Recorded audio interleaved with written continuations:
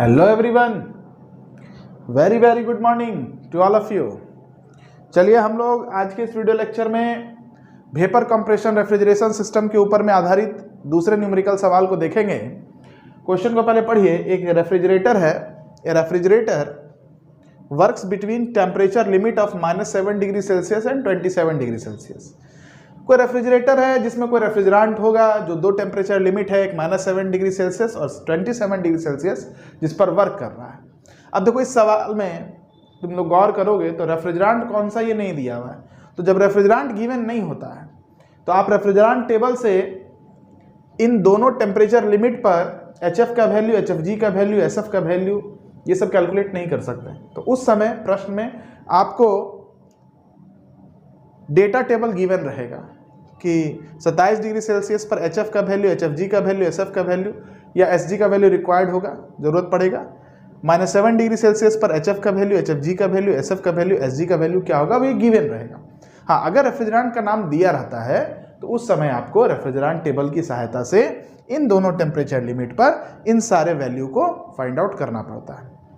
चलिए, तो सबसे पहले टेम्परेचर एंट्रोपी डायग्राम की अगर बात करें तो ये हमारा अपर टेम्परेचर लिमिट है 27 डिग्री सेल्सियस, जिसे हम लोग केल्विन में 300 केल्विन भी कहते हैं, और ये लोअर टेम्परेचर लिमिट है यानी कि -7 डिग्री सेल्सियस, जिसे हम लोग केल्विन में क्या कहेंगे बताइए, 266 केल्विन। दो टेम्परेचर लिमिट है। The vapour is dry and saturated eight the end of adiabatic compression. इसका मतलब जानते हैं, ये तो कंफर्म है कि 4 पॉइंट यहीं पर आएगा।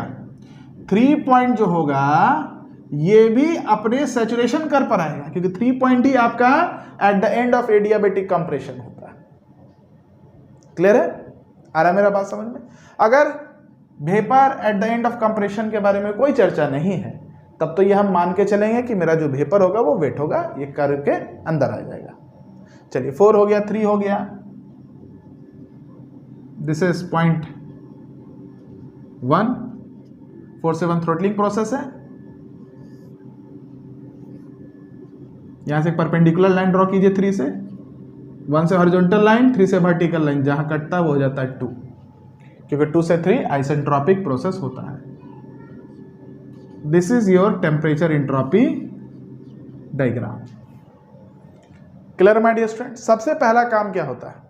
सबसे पहला काम होता है जितने भी कंसर्निंग पॉइंट है H1, H2, H3, H4, इन पर इंथैल्पी निकालना। उसके बाद क्वेश्चन में जो भी चीज कह रहा है इसको हम लोग देखेंगे। तो सबसे पहले माय डियर स्टूडेंट हम लोग इंथैल्पीज का कैलकुलेशन करते हैं। इंथैल्पी आप कहिएगा एट पॉइंट 1। तो चूंकि हमें पता है H1 is equal to H4 होता है, क्यों? ड्यू टू थ्रोटलिंग के वजह से। और H4 जो है ये 4 पॉइंट हमारा चूंकि लिक्विडियस कर्व पर है तो 27 डिग्री सेल्सियस पर HF का जो वैल्यू होगा वही H4 होगा। 27 डिग्री सेल्सियस पर HF मतलब क्या होता है? Enthalpy at the liquidus state. 4 point किस पर है? 27 डिग्री सेल्सियस पर। तो 4 पॉइंट चूंकि लिक्विडियस कर्व पर है तो 27 डिग्री सेल्सियस पर जो लिक्विडियस इंथैल्पी होगा HF वही H4 होगा। तो हम लोग लिखेंगे H4 is equal to HF4, और HF4 मतलब 27 डिग्री सेल्सियस पर HF का वैल्यू क्या है? 115। सारे वैल्यू किलो जूल पर केजी में होता है और ये किलो जूल पर केजी केल्विन में होता है। इंट्रोपी 115 किलो जूल पर केजी, और जो H4 होता है वही H1 होता है। चलिए नोट डाउन कर लीजिए इसको। अब बात करते हैं 2 पॉइंट पर माय डियर स्टूडेंट्स। 2 पॉइंट पर मेरा जो रेफ्रिजरेंट है जो वेपर अवस्था में है वो वेट है। तो हम कहेंगे एट पॉइंट 2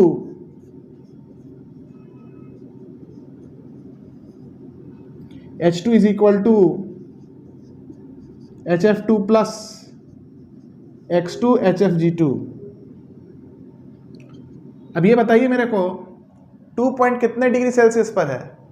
-7 डिग्री सेल्सियस पर है यहाँ पर HF का वैल्यू है -30, HFG का वैल्यू है 1298। But my dear students, dryness fraction क्या है यहाँ पर, ये गिवन नहीं है। तो आपको सबसे पहले ड्राइनेज फ्रैक्शन निकालना पड़ेगा। तो आप कहिएगा फॉर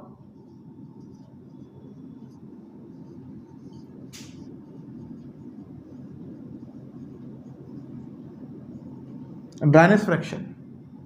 ड्राइनेज फ्रैक्शन के लिए चाहे आप यहाँ निकालिए चाहे यहाँ निकालिए, आप ये एंट्रोपी के रिलेशन को यूज कीजिएगा। आपको पता है 2 से 3 आइसेंट्रोपिक प्रोसेस होता है, जो 3 का एंट्रोपी वही 2 का एंट्रोपी। S2 के बदले क्या लिखते हैं हम लोग, बताइए। S2 के बदले हम लोग लिखते हैं SF2 plus X2 SFG2। S3 के बदले क्या लिखेंगे, क्योंकि यहां पर S3 जो है वो गैसियस कर्व पर, आपका जो वेपर रेफ्रिजरेंट वो कंप्लीटली ड्राई है, तो आप S3 के बदले डायरेक्ट लिखेंगे SG3।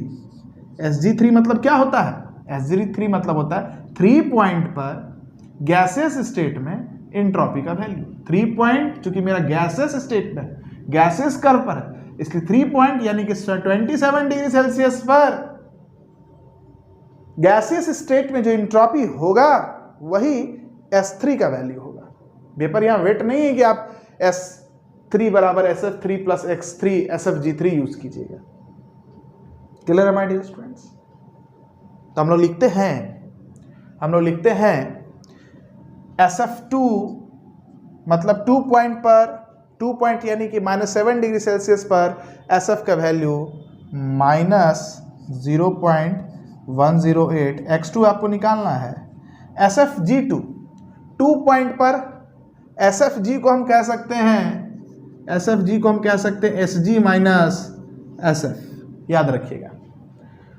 क्योंकि यहाँ SG माइनस SF दोनों वैल्यू दिया है तो आप इसको भी यूज कीजिए, नहीं तो SFG को आप HFG बटे टेम्परेचर भी कहते हैं।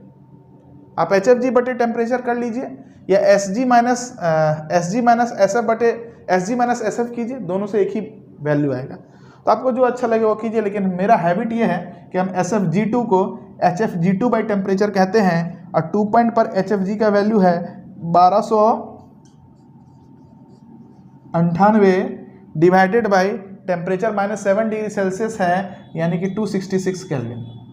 ये मेरा हैबिट है माय डियर स्टूडेंट्स। चलिए 3 पॉइंट पर SG का वैल्यू, 3 पॉइंट कितने टेम्परेचर पर, देखिए 27 पर SG का वैल्यू 4.75। अब मेरे को ये बताइए, एक इक्वेशन है और एक अननोन है, आप सॉल्व नहीं कर सकते हैं क्या? तो X2 का वैल्यू यहां से आ रहा है माय डियर स्टूडेंट्स 0.9094। जब X2 का वैल्यू आ गया है, इसको नोट डाउन कर लीजिए, जब X2 का वैल्यू आ गया है तो आपको कुछ नहीं करना है, आपको बस यहाँ पुट करना है X2 का वैल्यू। तो आप H2 बराबर HF2 2 पॉइंट -7 डिग्री सेल्सियस पर HF का value -30 plus 0.9094 into HFG2 2 point -7 पर HFG का वैल्यू 1298। इसको मैंने सॉल्व किया तो मेरे को H2 आया, भाई देखो H2 तुम्हारा आ गया 1154.4 किलो जूल पर केजी, 1154.4 किलो जूल पर केजी। चलिए H2 भी आ गया। अब देखिए H3 निकालना है आपको, भाई H3 निकालना है आपको। H3 3 पॉइंट कौन से कर्व पर है, वेट है स्टीम यहां पर नहीं, steam is completely dry and saturated. तो याद रखिएगा, जब steam is completely dry and saturated तो इस पॉइंट पर जो इंथैल्पी होगा उसको आप लिखते हैं Hg3। Hg3 क्यों लिखते हैं ऐसा, क्योंकि 3 पॉइंट मेरे गैसियस स्टेट पर है, 3 पॉइंट गैसियस स्टेट पर है। तो 3 पॉइंट जब गैसियस स्टेट पर है तो 3 पॉइंट पर गैसियस स्टेट में जो इंथैल्पी का वैल्यू होगा वही H3 होगा। यहाँ पर HF3 प्लस X3 SFG3 करने की आपको जरूरत नहीं है। क्लियर है माय डियर स्टूडेंट्स। तो आप लोग लिखते हैं H3 बराबर Hg3, और ऐसा क्यों होता है एक और तरीका आपको बताते हैं। H3 बराबर, अगर स्टीम वेट होता है तो क्या होता है, HF3 प्लस X3 HFG3। बोलिए, जब स्टीम ड्राई एंड सैचुरेटेड है तो यहाँ ड्राइनेस फ्रैक्शन 1 हो जाता है, तो आप लिख सकते हैं इसको HF3 प्लस 1 इंटू HFG3 को क्या बोलते हैं, Hg3 माइनस HF3। HF3 से HF3 कट जाएगा तो केवल क्या बचेगा, Hg3। इसलिए माय डियर स्टूडेंट्स याद रखिएगा, जब स्टीम मेरा कंप्लीटली ड्राई होता है तो H3 बराबर हम Hg3 लिखते हैं। 3 पॉइंट पर गैसेस स्टेट में इंथैल्पी का वैल्यू जो होगा वही H3 होगा। 3.27 डिग्री सेल्सियस पर है, इस पर Hg का वैल्यू क्या है, ये गिवन नहीं है। ला गिवन नहीं तो क्या करें, HFG गिवन है जी। HFG को बोलते हैं Hg माइनस HF। जब HFG को हम कहते हैं, HFG को कहते हैं Hg माइनस HF, तो Hg को क्या कहेंगे, HFG प्लस HF। बोलो, तो H3 बराबर हो जाएगा, Hg3 बराबर हो जाएगा, बोलो 115 प्लस 1173, 115 प्लस 1173। सॉल्व करने पर यह आता है, सॉल्व करने पर यह आता है 1288 किलो जूल पर केजी। Very good. H1 आ गया, H2 आ गया, H3 आ गया, H4 आ गया, सब आ गया। क्या निकालना है, COP। COP बराबर क्या पढ़े हो, Rn बटे वर्क डन। क्या है भाई Rn, H2 minus H1, work done क्या होता है H3 माइनस H2। पुट कर दो ना, सारा वैल्यू दिया हुआ तुम्हारे पास, पुट करोगे आ रहा है COP 7.524। COP का यूनिट नहीं होता है, तो ये पहला पार्ट तुम्हारा बनके तैयार हो गया। तो कितना आसान क्वेश्चन होता है VCR का, कोई सवाल में दम नहीं होता है। हाँ, थोड़ा सा बर्फ बनाने वाला दे देगा तो दिमाग लगता है, लेकिन वो भी अगर बेल कोलेमन से बर्फ बनाने वाला सवाल करते हुए आ रहे हो तो करना कुछ नहीं, पहले टोटल हीट एब्स्ट्रैक्शन निकाल लेना है। 1 kg बर्फ बनाने में कितना हीट निकलता है निकाल लेना है, mkg बर्फ बनाने में कितना हीट निकलेगा वो निकाल लेना, दोनों का टोटल Rn को इक्वेट कर देना। बर्फ बनाने में सीधा सीधा यही कंसेप्ट यूज होता है। खैर चलिए, यहाँ तो बर्फ बनाना नहीं। दूसरा कह रहा है कि power required to remove 180 kilo joule per minute. इतना हीट को रिमूव करने में क्या पावर लगेगा। हीट किससे रिमूव होता है भाई, बॉडी से निकलता है और एटमॉस्फेयर में रिमूव होता है। बॉडी से चूंकि हीट रिमूव होता है, रेफ्रिजरेटर में क्या आता है, बॉडी को रेफ्रिजरेटर में डालते हैं और उससे हीट निकलता है। हीट रिमूव मतलब हीट एब्स्ट्रैक्शन, हीट रिमूव मतलब हीट एब्स्ट्रैक्शन। बॉडी से ही ना हीट रिमूव होता है, और बॉडी से जो हीट रिमूव होता है उसको हम हीट एब्स्ट्रैक्शन कहते हैं। तो 180 किलो जूल पर मिनट में अगर तुम बॉडी से हीट निकाल रहे हो तो तुमको कितना काम करना पड़ेगा, यही सवाल कह रहा है। मतलब सीधे सीधी Rn जो है, जब Rn हमारा 180 किलो जूल पर मिनट है तो इस मशीन में तुम्हें कितना काम करना पड़ेगा। पावर रिक्वायर्ड मतलब वर्क डन पर सेकेंड। तो चलिए, पावर जब निकालना तो पहले वर्क निकालिए। COP बराबर क्या होता है, ये सेकेंड पार्ट है, Rn बटे WD